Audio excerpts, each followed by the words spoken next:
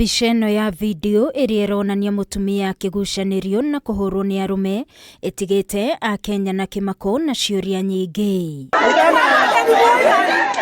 Nĩ giiko kĩahanĩkire gatano ga kiumia kĩhĩtũku mwena wa Nyabisimba kaunti-ini ya Nyamira kuria Mellen ekinyĩtie na bamĩrĩ yake guthika muthuriwe matiganĩte.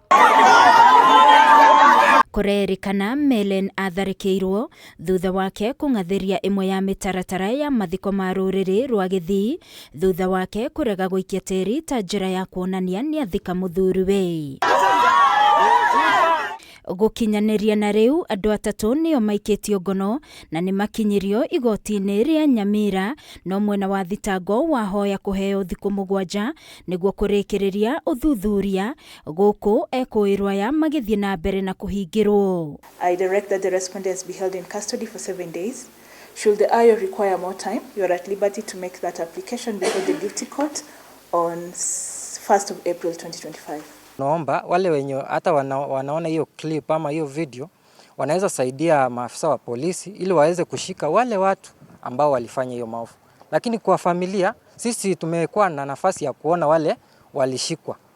Lakini ni ukweli kwamba si hao. Kwerekanite ona aciari a Mellen aria mamutwarite mathiko onao ni matharikirwo riu bamĩrĩ ĩno ikihoya kuona kihoto kiao. Nĩ ndeto ĩkũmithĩtio ni atumia atongoria rungu rwa gikundi gia kewopa na kewosa makiuga gũtirĩ unduire wĩtĩkĩrĩtio kwagarara ihoto cia o mũndũ makiuga nĩ kĩeha kuona ũndũ ũyũ wahanĩkire kũrĩ na andũ meroragĩra. Culture protects and preserves dignity, and no amount of hiding behind any culture can ever justify this form of violations that were meted against the widow, Miss Mellen Mogaka.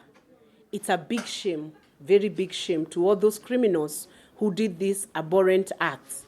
As Kenyan women leaders and women in Kenya, we call out this culture of forcing widows to engage in certain cultural rights that they are opposed to and that are clearly repugnant to law and criminal in nature.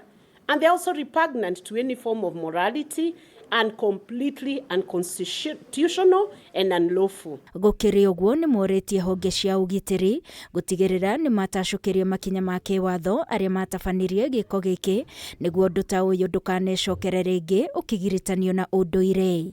Kewopa and Kewosa will be presenting their views to the relevant task force, and we call on all women in Kenya to share information on any retrogressive cultures that are even being done in the absence of cameras, but which are aiding gender-based violence and sexual gender-based violence. We await for appropriate legal action to be taken against the culprits and damages also to be paid to this innocent woman who was aggrieved yesterday. Ngiribotera Kameme TV ni njĩtagwo Wangui wa Mwiruri.